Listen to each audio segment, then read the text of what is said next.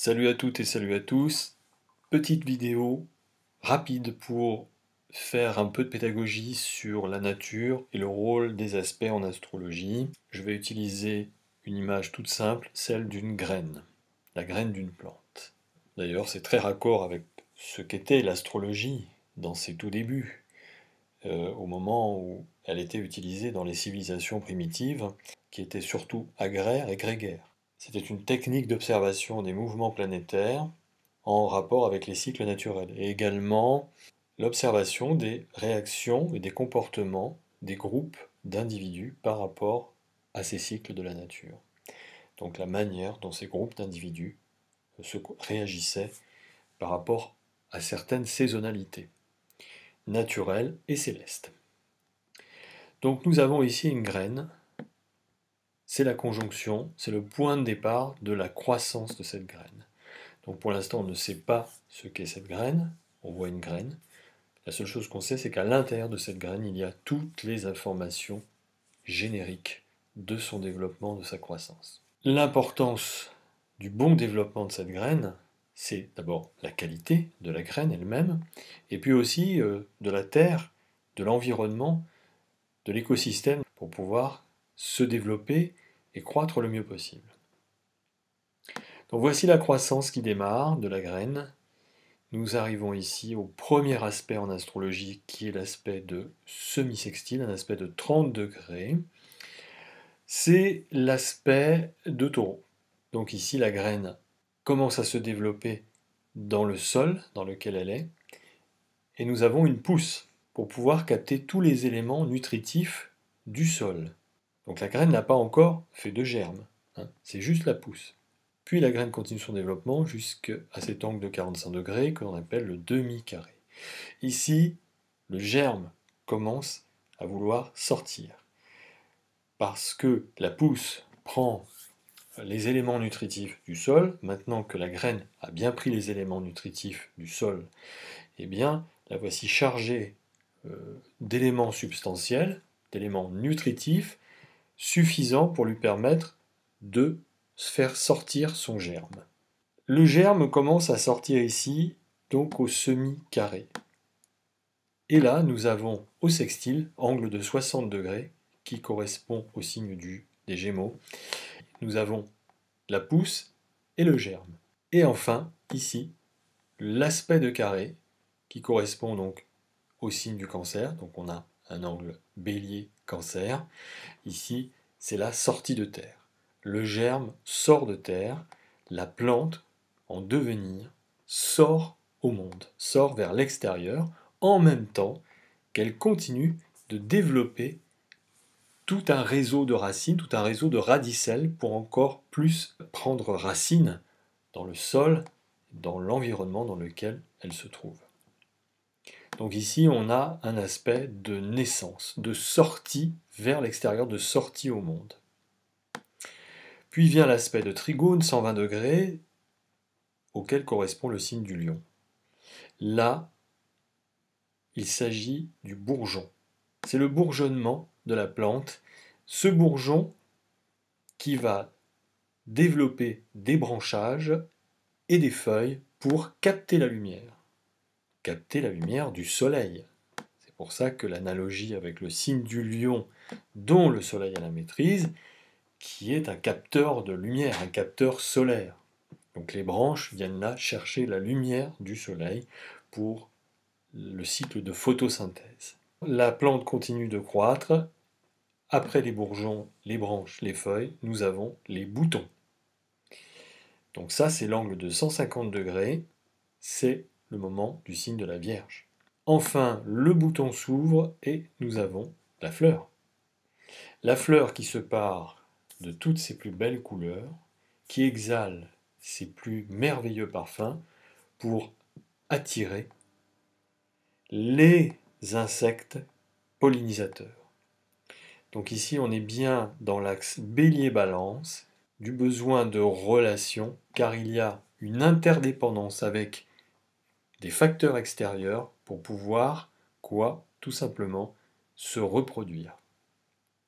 Donc ici, la fleur ouvre ses pétales, elle offre ses pistils, son pollen, aux insectes qui vont servir à polliniser. Le vent également peut s'engouffrer dans la fleur et faire voler le pollen sur d'autres fleurs. Cette fleur va être pollinisée elle-même par d'autres fleurs congénères et elle-même va polliniser d'autres fleurs, d'autres plantes de ses congénères.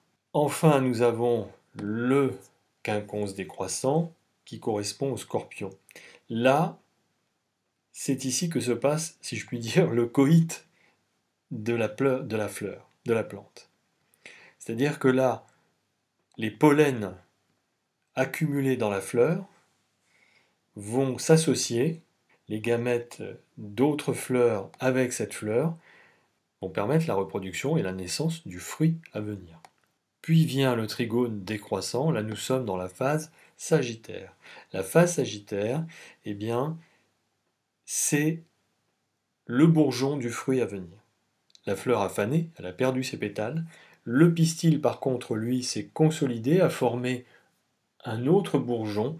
Cet autre bourgeon est rempli d'informations, à la fois des informations génétiques transmises par le pollen d'une autre fleur, et également les informations génétiques de la fleur et de la plante elle-même.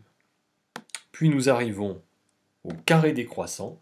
Le carré décroissant, donc de nouveau un angle de 90 degrés, c'est la phase Capricorne. Là, le fruit est mûr. Le fruit est mûr et donc il va se détacher de la branche de l'arbre. Et nous arrivons au sextile décroissant.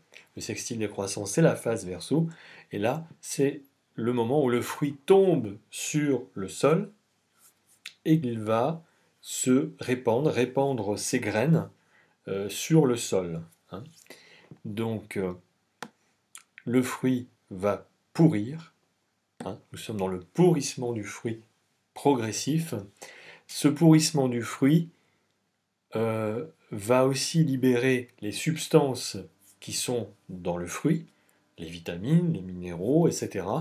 Et ce processus va participer également à fertiliser le sol, pour que les graines qui sont incluses dans le fruit puissent avoir tous les éléments nutritifs pour tenter d'amorcer une germination suivante.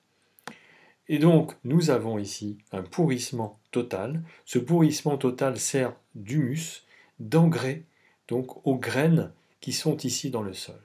Et puis, eh bien, nous avons bouclé la révolution totale, hein, le cycle de révolution, de développement de la vie et de la transmission de la vie dans la roue du zodiaque. En ayant un abord de cette façon des aspects en astrologie, vous voyez, ça démystifie un petit peu le côté manichéen, c'est-à-dire bon, mauvais, maléfique, bénéfique.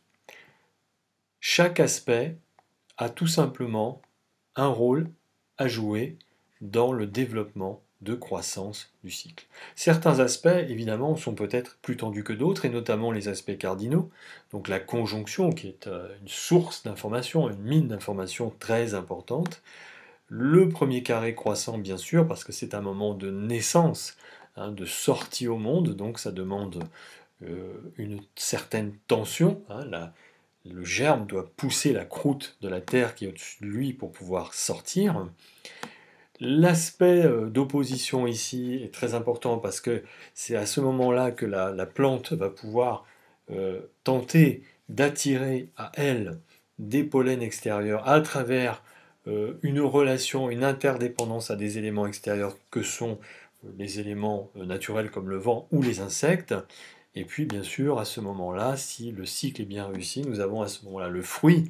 Hein, donc là aussi, il y a une tension énorme pour que le fruit se détache de la branche de l'arbre. Donc il y a un effort des deux, hein, de la branche de l'arbre qui, du fait du retrait de la sève de la branche, ne va plus nourrir le fruit. Et donc le fruit va s'autonomiser, va devenir autonome. C'est pour ça qu'au Capricorne et avec Saturne, on parle d'autonomie. Hein, le fruit devient autonome et donc va se détacher de la branche pour, à son tour, devenir celui qui va ensemencer le dernier quart, le dernier cycle, ici, pour la germination probable, future, de la nouvelle graine. Voilà, j'espère que vous avez bien compris et je vous souhaite de passer une très belle fin de journée et je vous dis à très bientôt.